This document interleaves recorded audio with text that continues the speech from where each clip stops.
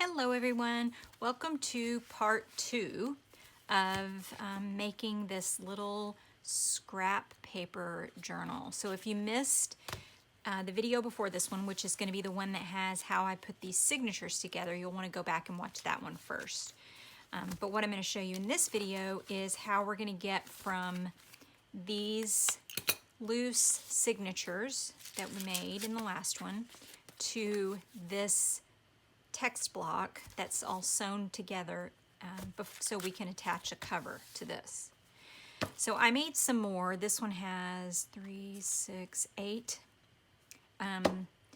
This one has 8 signatures in it, and you can see they're not all the same height, but that doesn't bother me in this junky version.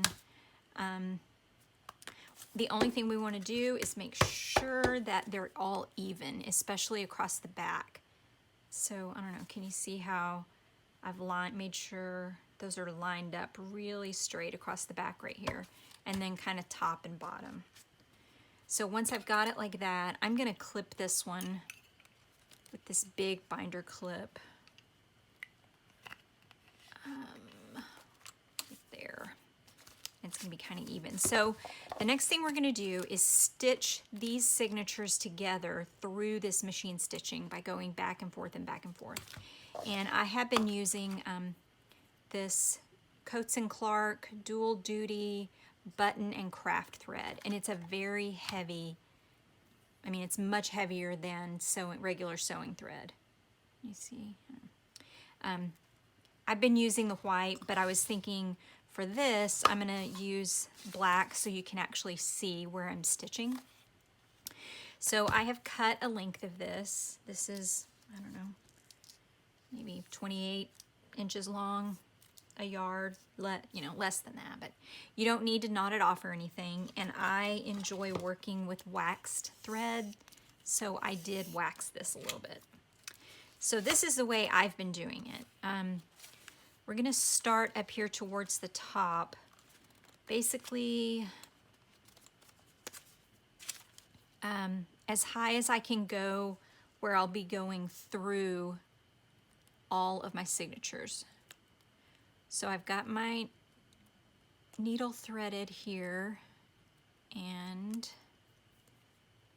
I'm going to go under these stitches all the way across. So now you see why it was so important that we tie each of these signatures off. Because, actually let's tuck all these down inside the book too. Before we start sewing, I'm just going to take all these, kind of twist them together and just tuck them down inside there, so they're not getting in our way. Just twist those off and just tuck it down inside the book. So this is why it was important that we tie these off, because if we didn't tie them, at this point we would be pulling them out. This is also the part where it's important that you stitched, your machine stitching line is pretty straight. So once I've gone all the way through this top here, I'm going to tie this off. So you want this fairly tight, but because my signatures are different heights, I don't want to tighten this so tight that it's pulled in like that. I want to let it, I mean that may even be too tight right there, but I think it'll be okay. I'm going to tuck that down inside there too, out of our way. You just don't want it too tight. You want it as tight as about the thickness of the center of your signature. So once I've tied that in a little knot, and I didn't cut the thread off, I just tucked it down inside there. Now I'm going to go back and forth across these signatures, picking up one of those threads under on each signature. And sometimes for the angle of the needle, it's easier if I go a certain distance across and then pull my needle through and as you go, you want to kind of tighten it up a little bit. But we're just going to go straight across, stitching, I hope I'm in camera, stitching underneath those threads. And all of this, when your book is finished, all of this will be hidden. You won't see any of this. And like I said, don't pull it too tight.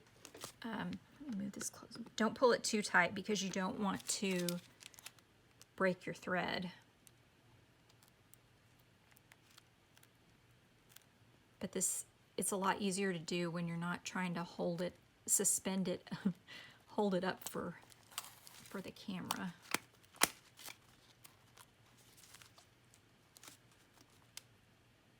And I think, you know, if you're going across and you realize a couple of rows back that you skipped a signature, I don't think it's going to make a huge difference unless you skip that same signature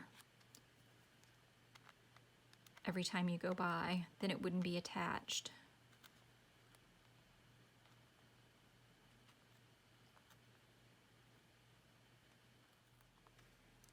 So then in this case, I'm just going to take my binder clip and I'm going to move it down to the end like that.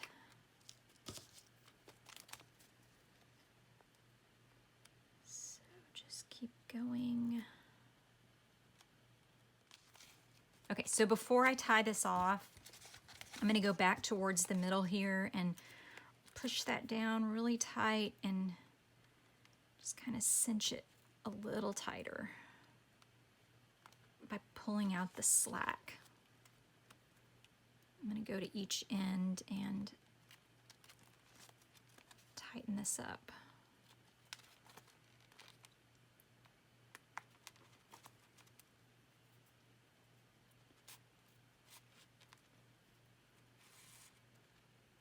And then I'm going to tie it off.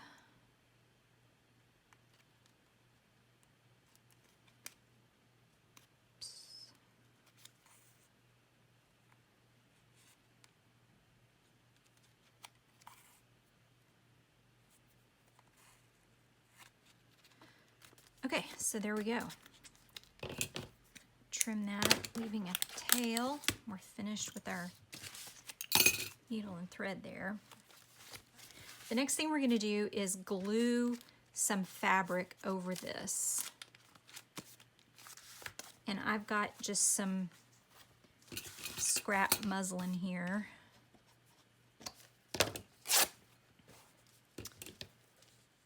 So I have used different glues at this point. pH neutral adhesive, which is a permanent PVA glue.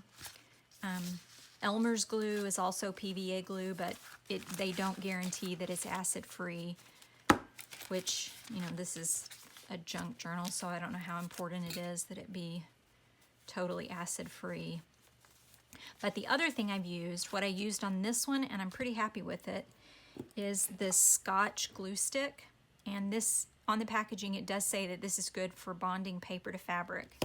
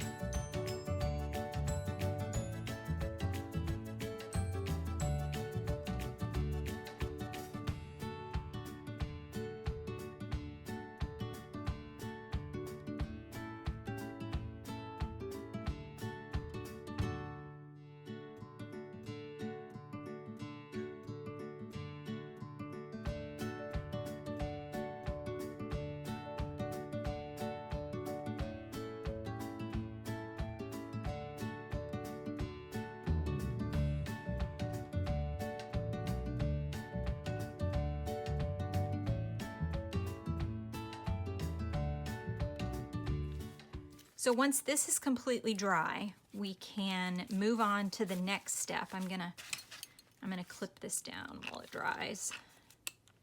Just put a couple of binder clips on there. Let that get nice and let the glue harden up and get nice and dry. So while that one's drying, I can show you what I've prepped for the cover on these, which have dried overnight. So here's cover pieces that I cut for this one, and I've just used, I save anytime I have a backing of like a notepad or something like that, I save the chipboard or the backer board, and that's what that is. And here's some other pieces. So this is some paper that's a copy of a scan of a painting that I did. And let's see, I've marked the front cover, top, and back cover top. And I think I've already marked these.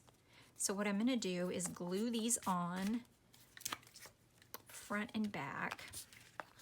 And I think I'm not gonna worry, I trimmed them as closely as I could to fit, but I'm not gonna worry about overhang too much because I'll just trim off the overhang after it dries.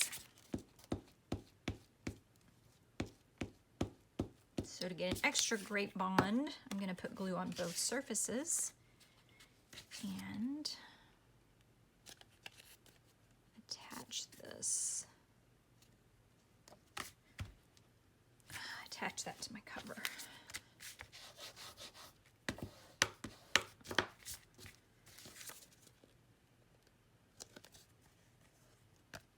So like I said, you can see I've got some overhang there. I'm not worried about that right now.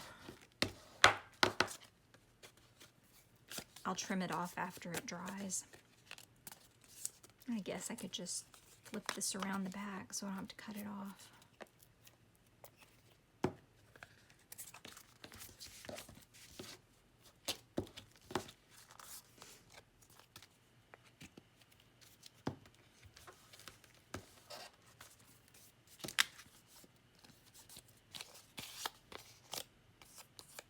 So there's my back cover. This is my front cover.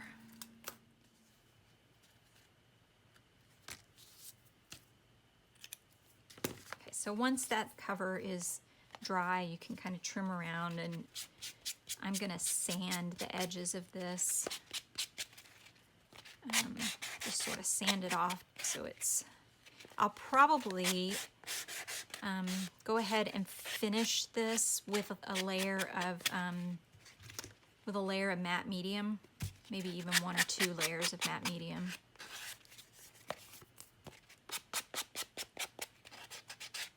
Actually, I think I want to put a little label on my cover.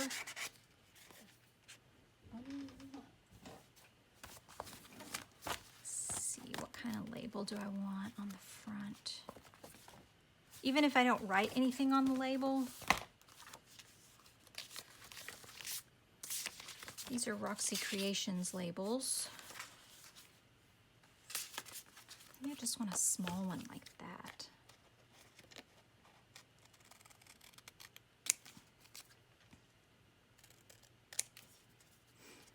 These are printed on sticker paper.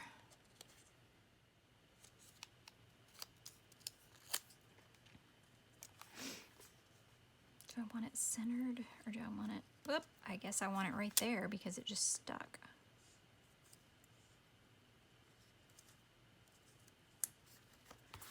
I'll put it right there. So it's not centered because I'm gonna put, there will be something over the edge of the spine here. So once I have that on there, let's see, then I'm gonna put some of this matte medium on, and I will have to let it dry. I can't rush it along as much as I can rush the glue along.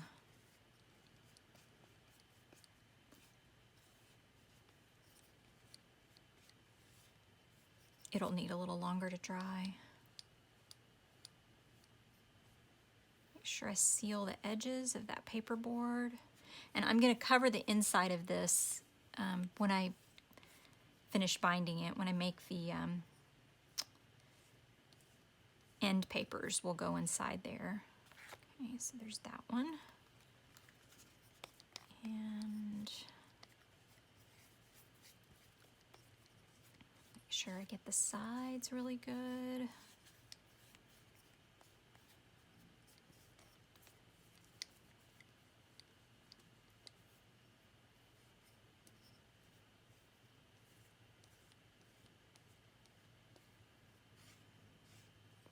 I'm sure you could put Mod Podge on this too. I like the matte medium better because it dries a lot less sticky, in my opinion, than Mod Podge does. Seems like Mod Podge just stays sticky for so long. I'm just looking at my brush strokes in the light. That looks pretty good. So I'm going to let these dry for a while, and then and then I think I will be back with a part 3, and we'll finish up attaching the covers to our text block, and we'll be finished up.